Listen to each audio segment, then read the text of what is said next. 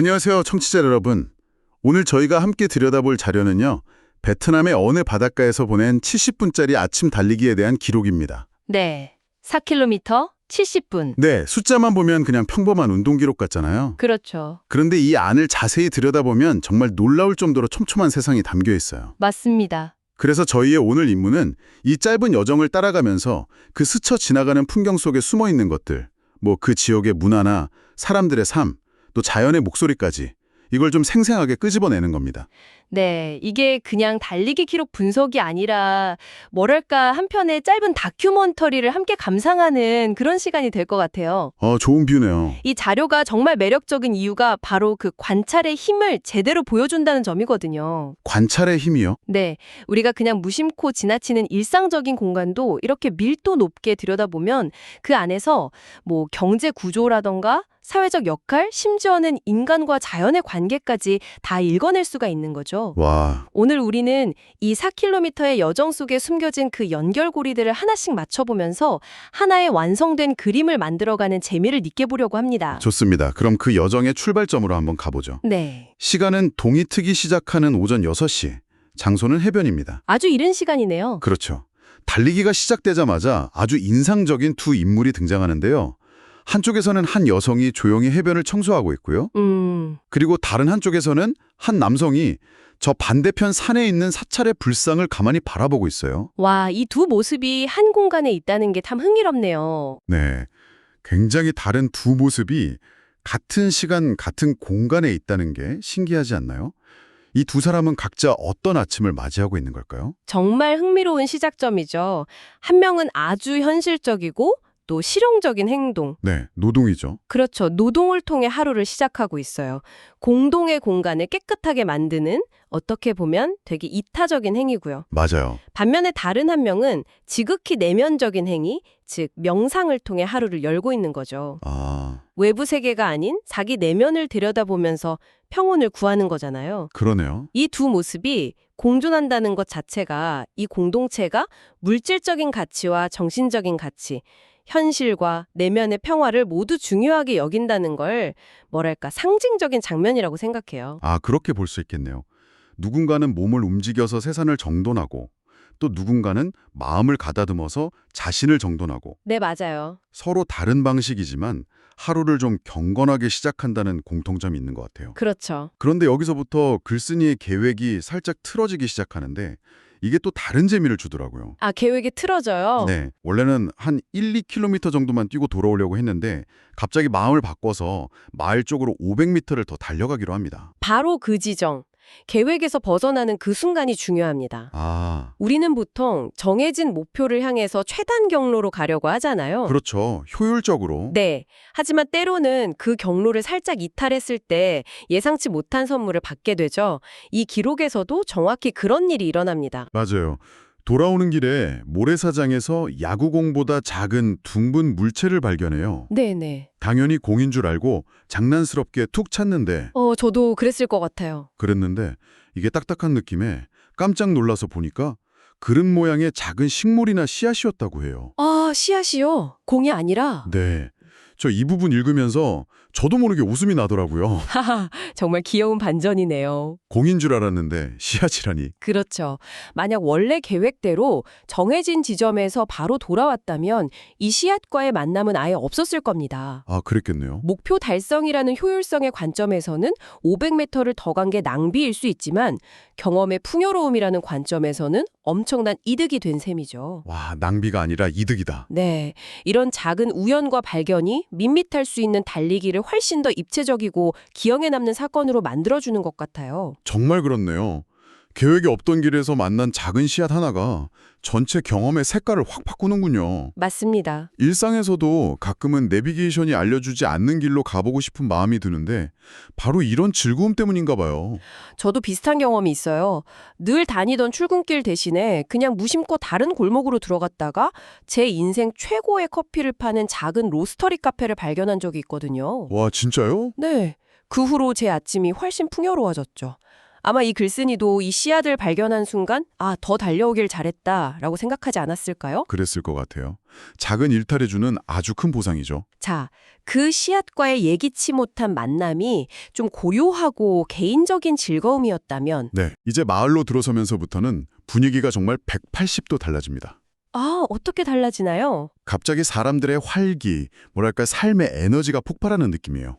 네, 무대가 개인의 내면과 자연에서 이제 공동체의 삶의 현장으로 옮겨가는 거죠. 맞아요. 이른 아침인데도 고깃배들이 이미 항구로 많이 돌아와 있었다고 해요. 여기서 묘사된 배의 모양이 아주 흥미로운 단서가 됩니다. 배 모양이요? 네, 그냥 고깃배가 아니라 역삼각형 모양의 배라고 구체적으로 언급하고 있거든요. 아, 맞아요. 그게 어떤 특별한 의미가 있나요? 저는 그냥 디자인이 독특하다고만 생각했는데. 그 모양 자체가 그 지역 어부들의 생활 패턴을 말해주는 중요한 정보입니다. 오, 그래요? 네, 자료에 따르면 이런 형태의 배는 주로 밤이나 새벽에 조업하는 데 쓰인다고 해요. 아, 즉, 우리는 이 배의 실루엣을 보는 것만으로도 저 배에 탔던 사람들은 밤새도록 바다 위에서 고된 노동을 하고 이제 막 돌아왔구나 라는 사실을 짐작할 수 있는 거죠. 와, 그렇게까지 연결되는군요. 네, 단순한 배가 아니라 그들의 고단한 밤과 치열한 삶이 담긴 상징물인 셈입니다. 배 모양 하나에 그런 이야기까지 담겨 있을 줄은 몰랐네요. 그렇죠. 그리고 해변 수장 풍경도 아주 생생하게 묘사되어 있어요. 주로 여성들이 생선을 팔고 있었고 상자에는 베트남어로 물고기 이름이랑 같이 만화 그림까지 그려져 있었다는 디테일이 특히 재미있었어요. 네, 그 만화 그림. 그냥 이름만 써놓은 게 아니라 만화까지 그렸다는 거잖아요. 이건 어떤 의미로 볼 수 있을까요? 굉장히 중요한 포인트입니다. 만약 대형마트의 생선 코너라면 어땠을까요? 아마 그냥 규격화된 폰트로 인쇄된 가격표만 붙어 있었겠죠. 맞아요. 하지만 이 손으로 쓴 글씨와 만화 그림은 전혀 다른 이야기를 들려줍니다. 이건 대량 생산된 상품이 아니라 내 이웃이 직접 잡고 판매하는 물건이라는 아주 따뜻한 메시지를 담고 있는 거예요. 아, 인간적인 느낌이네요. 네, 판매하는 사람의 개성과 손길이 그대로 묻어나는 비효율적이지만 훨씬 인간적인 소통 방식이죠. 그러네요. 마치 이 생선은 내가 잘 아는 맛있는 녀석이야 하고 말을 거는 듯한 느낌이에요. 정확합니다. 또 대부분의 판매상이 여성이었다는 점도 눈에 띄는데 이것도 어촌 공동체의 특징을 보여주는 걸까요? 그럴 가능성이 높습니다. 많은 전통적인 어촌 공동체에서 남성들이 배를 타고 바다로 나가 고기를 잡는 생산의 역할을 맡고 네. 여성들이 항구나 시장에서 그 결과물을 판매하고 가공하는 유통과 관리의 역할을 분담하는 구조를 흔히 볼 수 있거든요. 아, 역할 분담이군요. 네, 이 짧은 관찰 하나만으로도 이 마을의 전통적인 성 역할 분담과 경제 구조를 엿볼 수 있는 거죠. 자, 그렇게 활기찬 어시장을 지나서 달리기는 이제 아주 중요한 분기점에 도착합니다. 네, 큰 불상이 있는 사찰, 다리, 그리고 해안도로로 길이 나뉘는 삼거리 교차로인데요. 여기서 정말 예상치 못한 만남이 이루어져요. 어떤 만남이죠? 바로 원숭이 가족이에요. 와, 원숭이요? 진짜요? 네, 정말 영화 같은 장면이죠. 인간들의 삶의 공간, 바로 옆에 야생동물이 아무렇지 않게 공존하고 있다는 거니까요. 도시에서는 정말 상상하기 힘든 풍경이네요. 그렇죠. 이 교차로는 단순한 삼거리가 아니라 인간의 세계와 자연의 세계가 만나는 경계선 같은 곳이네요. 맞아요. 글쓴이도 신기했는지 한참을 쳐다본 것 같아요. 큰 수컷은 보이지 않았지만 여러 마리의 원숭이들이 무리지어 있었다고 하고요. 여기서 제가 인상 깊었던 건 글쓴이의 행동이에요. 그냥 구경만 하는 게 아니라 근처에 있던 현지 여성에게 다가가서 원숭이가 베트남어로 뭐냐고 물어보고 그 단어를 배웁니다. 아, 그 행동 하나가 관찰자와 참여자의 차이를 만들죠. 아, 그런가요? 네, 그냥 멍키라고 생각하고 지나가는 건 관광객의 시선이잖아요. 하지만 현지 언어로 그 존재의 이름을 물어보고 배우려는 시도는 그 장소와 더 깊이 연결되고 그 문화를 존중하려는 노력의 표현입니다. 와, 그 순간 글쓴이는 단순한 이방인이 아니라 그 공간과 소통하려는 한 명의 사람이 되는 거죠. 언어라는 다리를 통해 자연과 인간, 그리고 문화의 경계를 넘어서려는 아주 의미 있는 시도라고 볼 수 있습니다. 원숭이 가족이라니 정말 놀라운데요. 글쓴이는 그냥 신기하게 보고 지나갔지만 만약 저였다면 조금 무서웠을 것 같기도 해요. 하하, 그럴 수도 있죠. 마을 사람들은 이 원숭이들을 어떻게 생각할까요? 친구일까요? 아니면 뭐 농작물을 훔쳐가는 골칫거리일까요? 좋은 질문입니다. 자료에는 나와 있진 않지만 충분히 상상해 볼 수 있죠. 아마 애증의 관계가 아닐까요? 애증이요? 네. 때로는 귀찮게 굴고 피해를 주기도 하지만 오랜 시간 함께 살아온 공동체의 일원처럼 여기고 있을 수도 있습니다. 그 관계의 묘묘함이야말로 그 지역 사람들만 아는 또 다른 이야기겠죠. 그렇겠네요. 그리고 이 교차로에서 또 다른 만남이 이어져요. 아, 또요? 네. 전날에도 봤던 길에서 춤을 추던 여성과 다시 마주치고 반갑게 인사를 나눴다고 해요. 아, 어제는 그냥 스쳐 지나간 낯선 사람이었는데 오늘은 서로 미소 짓고 눈인사를 나누는 사이가 된 거잖아요. 이것 또한 아주 중요한 디테일입니다. 낯선 장소가 점점 익숙한 나의 공간으로 변해가는 과정을 보여주는 따뜻한 신호죠. 아, 처음에는 그저 풍경의 일부였던 사람이 하룻밤 사이에 인사를 나누는 이웃이 된 겁니다. 원숭이에게서 언어를 배우고 춤추는 여성과 인사를 나누는 이 작은 행동들이 모여서 이 낯선 장소에 대한 글쓴이의 유대감을 쌓아 올리고 있는 거예요. 교차로에서의 다채로운 만남을 뒤로하고 이제 공장 해변가라고 불리는 곳으로 향합니다. 네, 앞서 봤던 활기찬 시장이나 신비로운 원숭이 가족과는 완전히 다른 아주 현실적이고 치열한 삶의 현장이 펼쳐지죠. 맞습니다. 만약 이 달리기가 어시장에 끝났다면 우리는 어촌 마을의 낭만적이고 활기찬 모습만 기억했을지도 몰라요. 아, 그럴 수도 있겠네요. 하지만 이 공장 해변가 장면이 더해지면서 그 이면에 있는 고된 노동의 현실까지 목격하게 되는 거죠. 소비의 현장에서 생산의 현장으로 시선이 더 깊숙이 들어가는 겁니다. 네, 묘사를 보면 정말 눈앞에 그려지는 것 같아요. 작은 생선을 씻고 생선 소스를 만들고 시끄러운 발전기를 돌려서 바닷물을 퍼올리고 발전기 소음과 비릿한 바다 냄새, 분주하게 움직이는 사람들의 모습이 뒤섞인 아주 역동적인 풍경이었을 것 같아요. 그렇죠. 그리고 여기서 아주 구체적인 숫자가 등장합니다.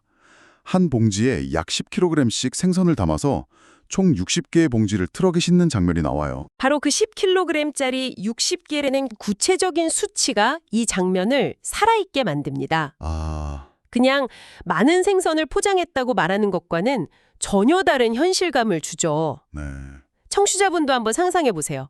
10kg이면 쌀 한 포대 무게인데 네, 무겁죠. 그걸 60번이나 들어서 트럭에 싣는 겁니다. 와, 총 600kg이네요. 어마어마한 무게죠. 이 숫자를 통해 우리는 이 일이 얼마나 고되고 힘든 육체 노동인지를 피부로 느끼게 됩니다. 그러네요. 600kg이라니. 정말 보통 일이 아니네요. 글쓴이도 이들의 노고를 보면서 더 깊은 존경심을 느꼈다고 해요. 그렇죠. 단순히 아름다운 바닷가 마을이 아니라 사람들의 땀과 노력으로 하루하루가 굴러가는 삶의 터전이라는 걸 온몸으로 깨닫는 순간이었을 것 같아요. 정확합니다. 바다에서 고기를 잡아 업, 시장에서 팔고 판매, 남은 것은 이곳에서 가공해서 제조업, 다른 지역으로 보내는 물류까지. 네. 우리는 이 짧은 달리기를 통해 이 지역 경제를 움직이는 전체 순환 과정을 목격한 셈입니다. 아, 전체를 다 본 거군요. 네.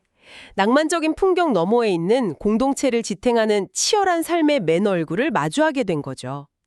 이것이 단순한 여행이 아니라 깊이 있는 경험이 되는 지점입니다. 자, 이렇게 70분에 걸친 4km의 여정이 끝납니다. 글쓴이는 늘 가던 길거리 음식점으로 돌아와서 시원한 아이스밀크 커피 한 잔을 주문해요. 네. 그리고 천천히 마시면서 숨을 고르고 아침에 있었던 일들을 정리하죠. 글의 마지막 문장은 이렇습니다. 피곤하지만 상쾌하고 감사한 마음으로 숙소로 돌아갔다. 이 마지막 커피 한 잔이 정말 멋진 마무리라고 생각해요. 아, 네, 이건 단순한 음료가 아니라 지난 70분간의 강렬했던 경험을 정리하고 자기 것으로 만드는 하나의 의식과도 같습니다. 의식이요? 한번 생각해 보세요.